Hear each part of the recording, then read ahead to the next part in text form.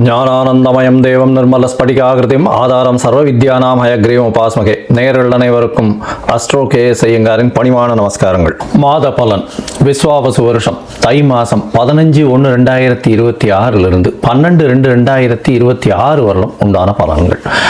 மாத பலன்னு சொல்லும்பொழுது மாத கிரகங்களான சூரியன், செவ்வாய், புதன் மற்றும் சுக்கிரனுடைய மாறுதல்களை வச்சு சொல்லக்கூடிய பலன்கள். இந்த மாதத்தில் வரக்கூடிய கோள் சாரம் என்ன, இந்த மாதத்தில் வரக்கூடிய விசேஷ நாட்கள் என்ன அப்படின்றத பார்க்கலாம்.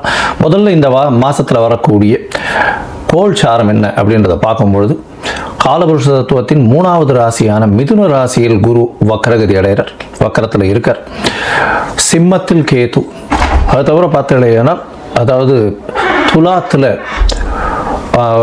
தனுசுல சுக்கிர பகவான், மகரத்தில் 3 கிரகம் செவ்வாய், சூரியன் மற்றும் புதன், கும்பத்தில் சனி, ராகு.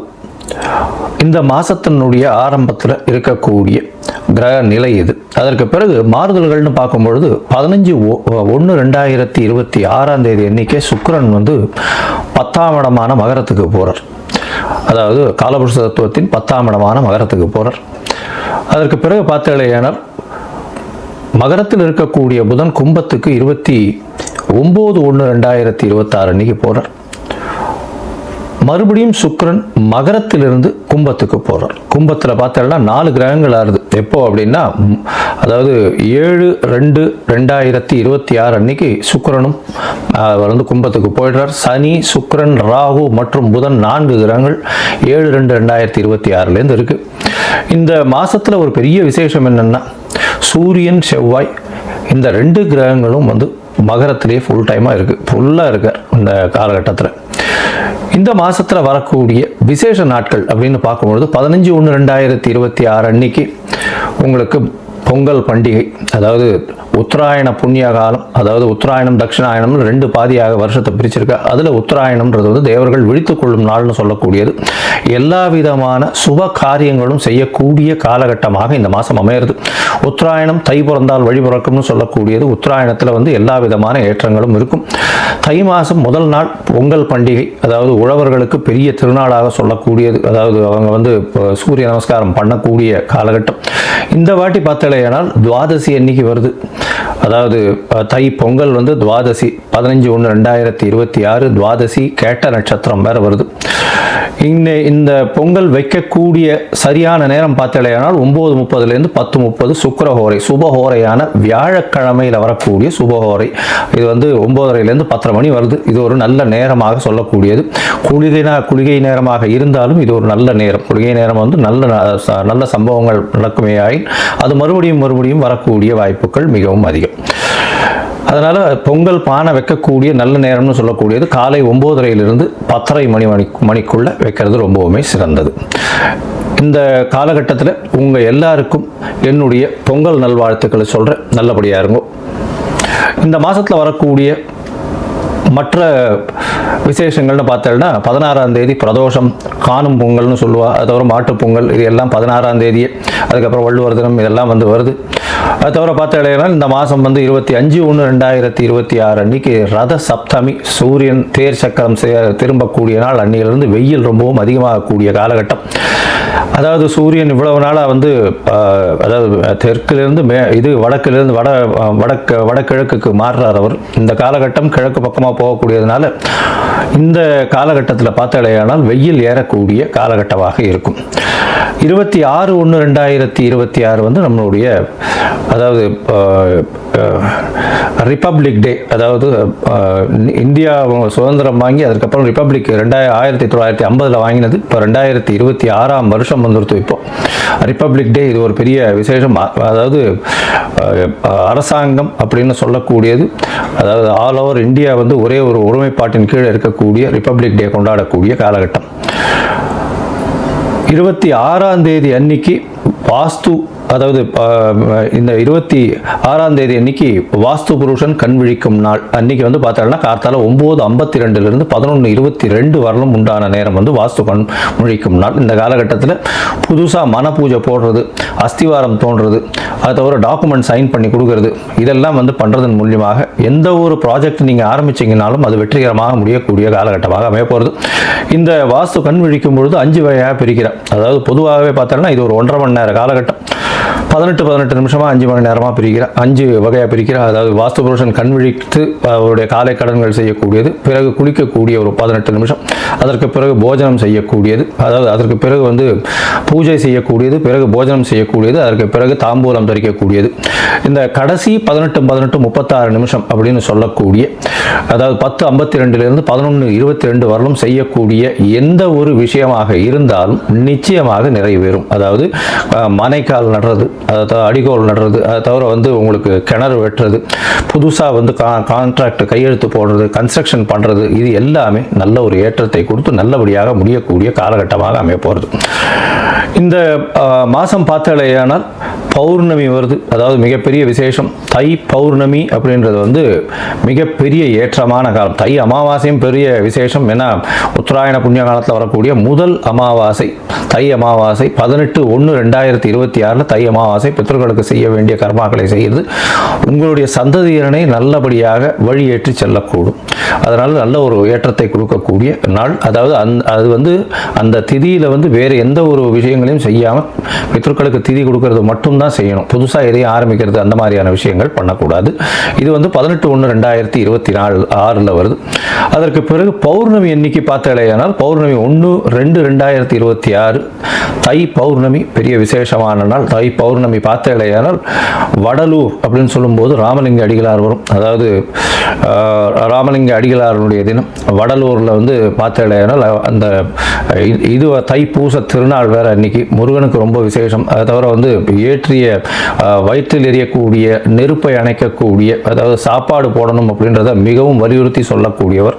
சொல்லி அது இன்னி வரலும் எரிஞ்சிட்டு இருக்கு அப்படின்னு சொல்லக்கூடியது பெரிய விசேஷம். அதாவது உணவு தானமாக கொடுக்கறது, சாப்பாடு தானமாக கொடுக்கறது, பசி அற்ற நிலை எல்லாருக்கும் இருக்கணும், யாரும் பசித்து இருக்கக்கூடாது அப்படின்றத வந்து எடுத்து நல்லபடியாக சொன்னது. சரி, இந்த மாதம் அதாவது தை மாதம் ஒரு ராசிக்கும் என்ன வகையான மாற்றங்கள் ஏற்றங்கள் இருக்கு அப்படின்றத பார்ப்போம். அதற்கு முன்னாடி என்னுடைய மொபைல் நம்பர் கீழே ஸ்க்ராலிங்கில் போயிட்டு இருக்கோம். உங்களுக்கு அஸ்ட்ராலஜிக்கல் கன்சல்ட் வேணும்னா எனக்கு கான்டாக்ட் பண்ணுங்க. உங்களுடைய பெயர், பிறந்த நேரம், பிறந்த தேதி, பிறந்த வருடமோட போடுங்க. உங்களுடைய தாய் தந்தையார் பெயரும் போடுங்க. Date, time, place of birth, அதை தவிர உங்களுடைய பேரண்ட்ஸ் நேம் இது வரலாம் போடுங்க. உங்களுடைய ஜாதகத்தை போட்டு சந்தி இருக்கான்றதை பார்த்துட்டு அதற்கு பிறகு உங்களுக்கு நான் அப்பாயின்மெண்ட் கொடுக்குறேன். உங்களுக்கு அப்பாயின்மெண்ட் நீங்கள் இந்த டேட்டு டைம் போட்டதுக்கப்புறம் வந்து என்னுடைய கட்டணம் என்னென்னு சொல்கிறேன். அந்த கட்டணத்தை செலுத்தி அப்பாயின்மெண்ட் வாங்கிக்கோங்க. அதுக்கப்புறம் உங்களுக்கு அப்பாயின்மெண்ட்டும் போது உங்களோட பேசுகிறேன். சரி, இப்போ மேஷம் முதல் மீனம் வரை தை மாதம் ஒரு ராசியாக எப்படி இருக்குன்றதை பார்க்கலாம். கன்னி, உத்தரம், ஹஸ்தம், சித்திரை இந்த 3 நட்சத்திரம் 9 பாதங்களை கொண்ட ராசி. ராசியின் அதிபதினு சொல்லக்கூடியவர் புதன். உங்களுடைய ராசிக்கு பார்த்தாலேயானால் புதன் இந்த மாதம், அதாவது தை மாதம் விஸ்வாவசு வருஷம் 15/1/2026 12/2/2026 வரலும் உண்டான காலகட்டத்தில் பார்த்தோம்னா உங்களுடைய ராசிநாதன் முதல்ல ஆரம்பிக்கும் போது 5ஆம் இடத்துல இருக்கார். திரிகோணத்தில் போய் இருக்கிறது மிகவும் விசேஷம். 5ஆம் இடத்துல 4 கிரகங்கள், அதாவது சூரியன், செவ்வாய், புதன் மற்றும் சுக்கிரன், இந்த 4 மாத கிரகங்களும் 5ஆம் இடத்துல போய் இருக்கிறது பெரிய விசேஷத்தை கொடுக்க போகுது.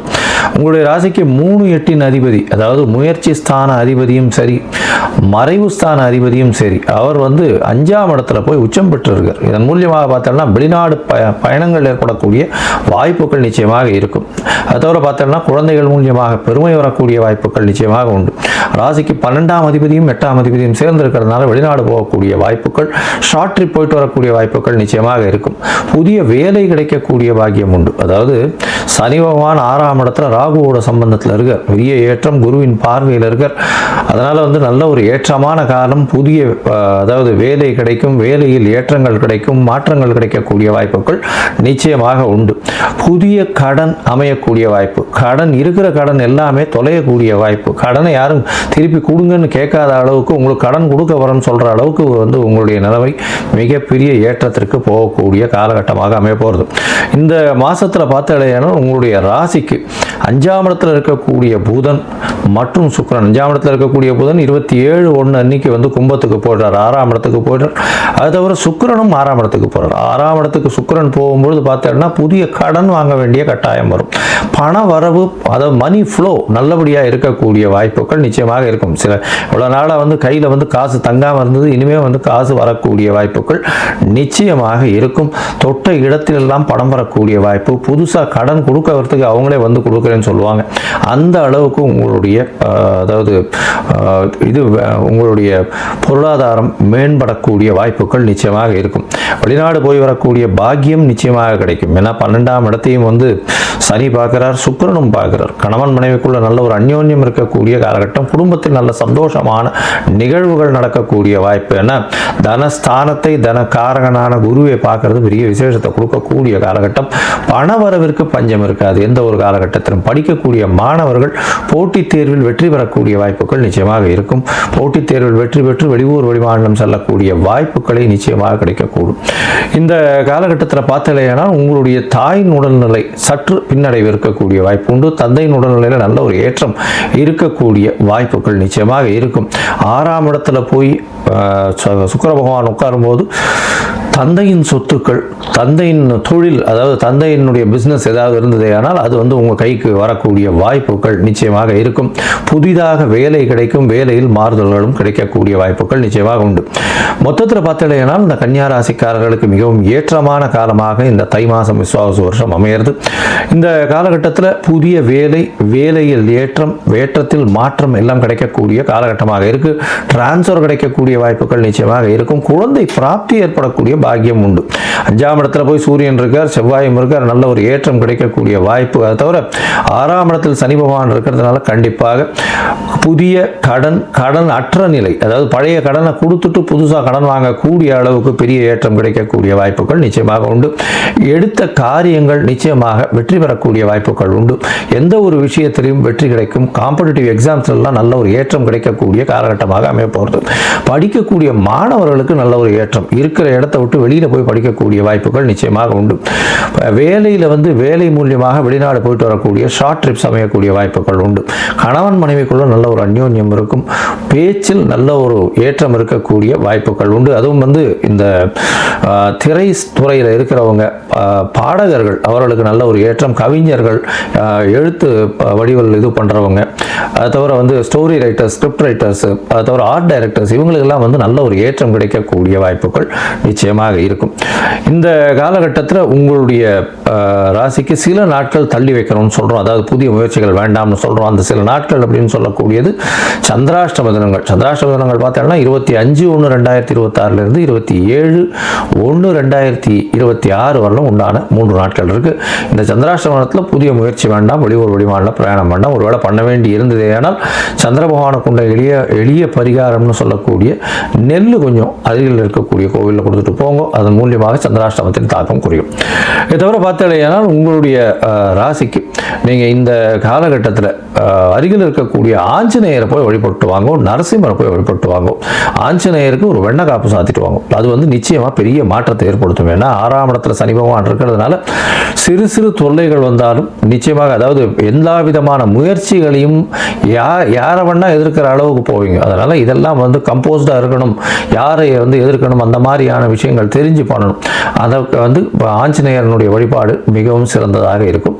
உங்களுக்கு அருகில் இருக்கக்கூடிய நாமக்கல் ஆஞ்சநேயரை போய் சேவிச்சுட்டு வாங்க. ஒவ்வொரு தரமாவது நல்ல ஒரு ஏற்றம், மாற்றம் உங்களுடைய வாழ்வில் நிச்சயமாக மலரும்.